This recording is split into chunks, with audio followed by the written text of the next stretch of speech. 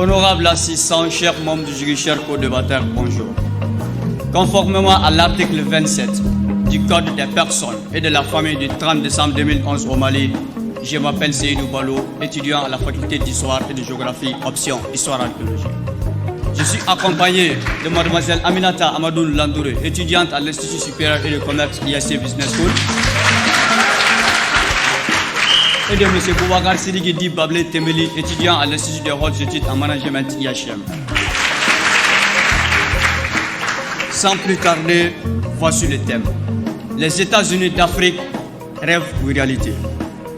Honorable assistant, chers membres du jury, l'idée première des États-Unis d'Afrique fut proposée autant pour moi pour la première fois en 1924 par l'écrivain jamaïcain Marcus Garvey, qui a prôné une Afrique forte, solidaire et unie.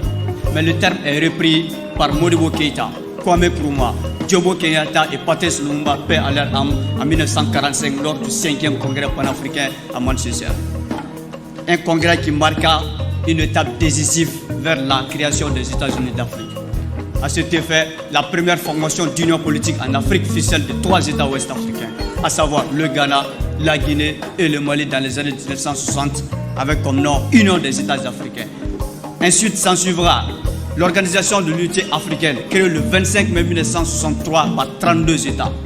Une organisation qui, par fini, a été transformée en Union africaine, dont le traité portant sa création fut signé le 11 juillet 2000 à Durban.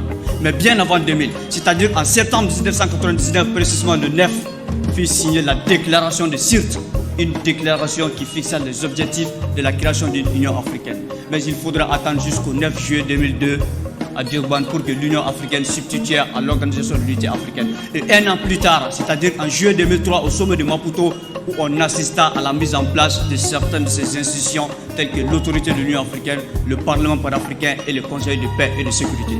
Actuellement, l'Union africaine est composée de 54 États membres, soit tous les États d'Afrique, excepté le Maroc et les territoires africains contrôlés par l'Espagne, le Portugal et la France. Elle s'étend sur une superficie de 29 922 059 km² avec 24 165 km de côte estimée en 2011 sur une population de 922 810 000 habitants. Maintenant que la contextualisation est faite, intéressons-nous au mot-clé du sujet. État, rêve, réalité. Pour le mot État, il désigne ici, comme vous le savez tous, l'ensemble des 54 États qui composent l'Union africaine. Rêve, qui signifie reproduction psychique ou représentation idéale de ce que l'on désire. Et enfin, tenez-vous bien, réalité, caractère de ce qui est réel et réel, autant pour moi, tangible et palpable. Et cette information se trouve à la page 973 du Petit Larousse 2016.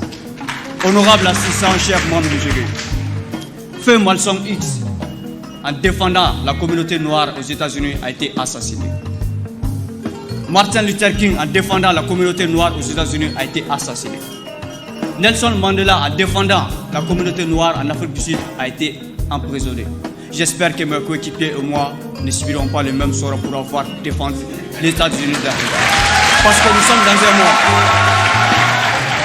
nous sommes dans un monde où les discours scientifiques commencent à laisser place pour des considérations idéologiques.